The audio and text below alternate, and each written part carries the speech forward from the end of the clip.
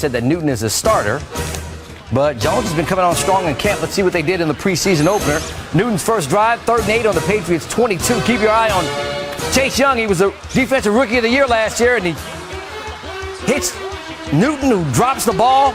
Here's Newton on that hit. Cam, what did you think of your up-close and personal introduction to Chase Young? He's smaller than I thought. That's a joke. That's a joke. That's a joke. He's gonna be good, man. He's gonna be good. He's gonna be real good. Ruled it an incomplete pass, but an impact play from Young, who made a whole lot of them last season. Newton back for his second series, 1st and 10 from the New England 30. Hits Jacoby Myers for the first down, 11-yard gain for the Patriots. Later in the drive, 1st and 10 for the Washington 47. Newton to Jonnu Smith. He's going to break a tackle, get a first down, 16 yards. They would settle for a field goal. That was it for Newton. 4 for 7, 49 yards on 2 drives.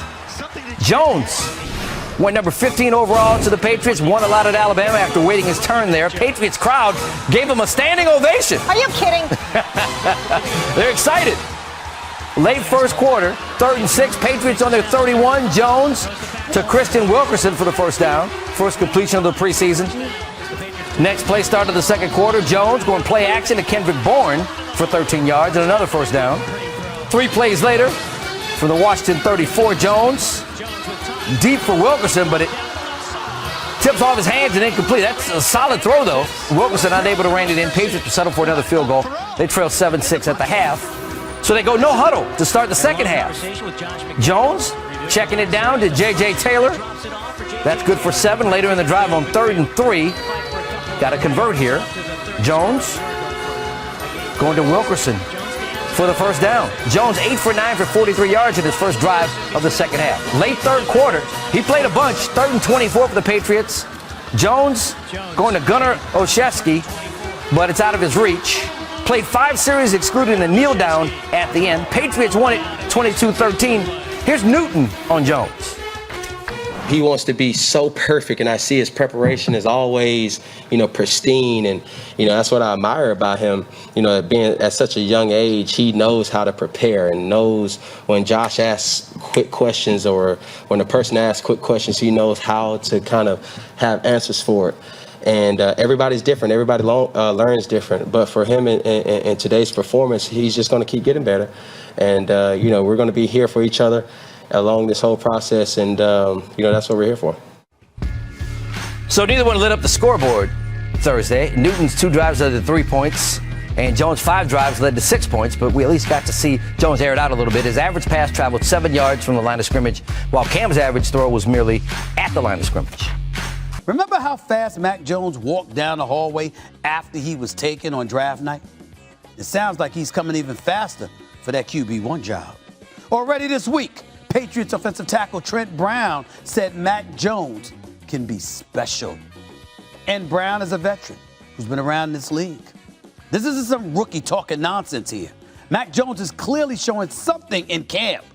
And then we get word from ESPN's Mike Reese that tonight, Mac Jones and Cam Newton are expected to play, which means Bill Belichick is planning to do some serious evaluating, some serious pondering about his quarterback position. Yeah, I know.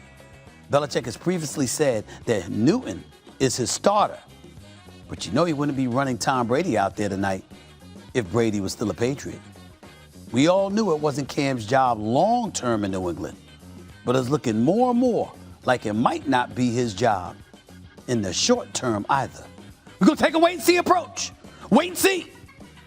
But from what we're seeing right now and how things are looking, Mac Jones is coming. Already.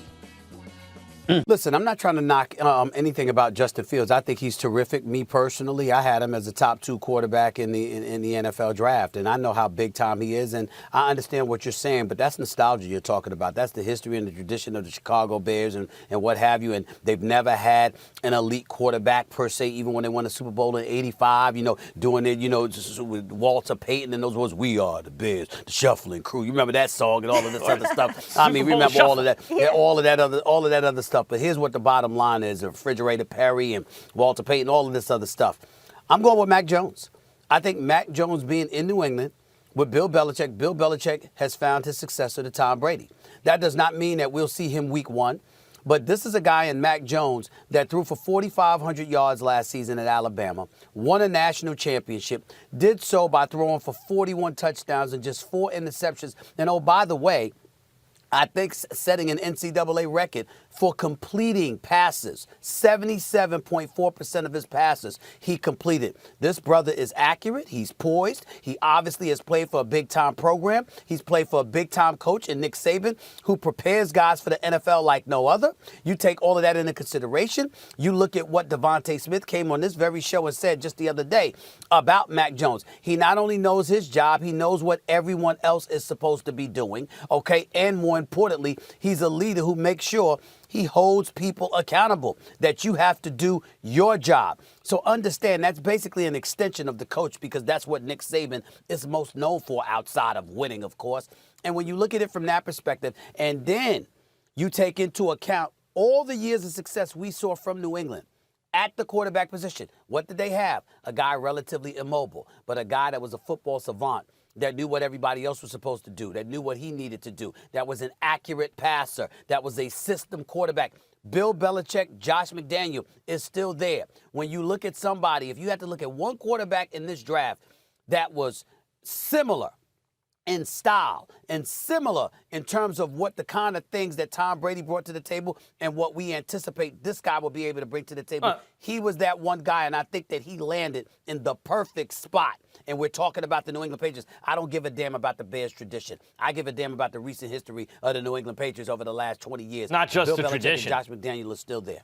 It's the fan base that is so – look, Chicago fancies itself a football town. They care more about the Bears than anything. I keep going back to that SNL skip from the 80s, Stephen A. The Bears, the 80s, the Bears. The Bulls had two different three-peats, and they're talking about the Bears because of one Super Bowl. And they haven't ever had a quarterback.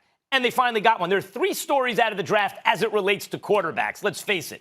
First was the Trey Lance surprise. I actually think that's a bigger story than Mac Jones falling to Bill Belichick. The real story with Mac Jones is Belichick didn't have to trade up to get him. He fell to Belichick, and everyone goes, of course, Belichick gets his guy, doesn't even have to move up. But I think Trey Lance is the second biggest story to Justin Fields, for a variety of reasons, that the Niners take that guy over the guy everyone said. Was that a smokescreen the whole time? Is there something going on with Green Bay? Because they think, who knows? But that's a huge story. We'll get to that later. Justin Fields, the guy who you just said was the second best quarterback in the draft to Trevor Lawrence, the guy who was as ballyhooed as anyone coming out of high school, except for maybe Trevor Lawrence. 1A to Trevor Lawrence's 1 this whole time. And he has a chip on his shoulder. Like, this guy's going to come and saying, oh, really? I fell out of the top 10? Oh, it is on, and Chicago Bears fans right now are happier than any fan base. Do I get to respond to that drivel? Because you keep bringing up the quarterback here, you forget who's coaching him. Matt Nagy, you forget who the GM is, Ryan Pace. You forget that these are the same individuals that had no choice but to move up to get him, because when you pass up on Patrick Mahomes and Deshaun Watson by moving up in the draft to draft Mitchell Trubisky, number 2 overall a few years ago, and then, by the way, turns around, he's not even on the squad anymore. He's a backup in Buffalo. Excuse me, you didn't have a choice. So the fact that he landed in Chicago is a beautiful thing, but it was desperation on their part because their jobs are on the line. This doesn't work out. Matt Nagy and Ryan Pace are not going to be there as coach and GM. Both of them will be gone. You can book it. I understand the fan base, but I think the years have passed, Max, where that's not applicable in this argument any longer, because any team, any city that has an NFL team, that's the city that cares about football more than basketball. I don't know of an NFL city, a city with an NFL team, okay, that cares about anything more than football. I don't know that city. Excuse me? New York and L.A. Well, not New York. Not New York. Not New York. You got me on L.A. You got me on L.A. with the Rams because obviously the Lakers are bigger than the Rams. I'll give you that. That's the one argument. Totally. You got me. You got me right there. What did it say New York, though? It's just we can debate New York another time. Listen, when the Giants are winning, excuse me, is it anything bigger? The fact of the matter, and they in East Rutherford, New Jersey. No, because we wouldn't know. You don't know that. You have no evidence of that because the Knicks haven't won since 1973. We've seen the Yankees I can tell you this. We've seen the Yankees win. We've seen the Yankees win. And again, we can take it for granted because we're arrogant. But when the Giants are winning, it's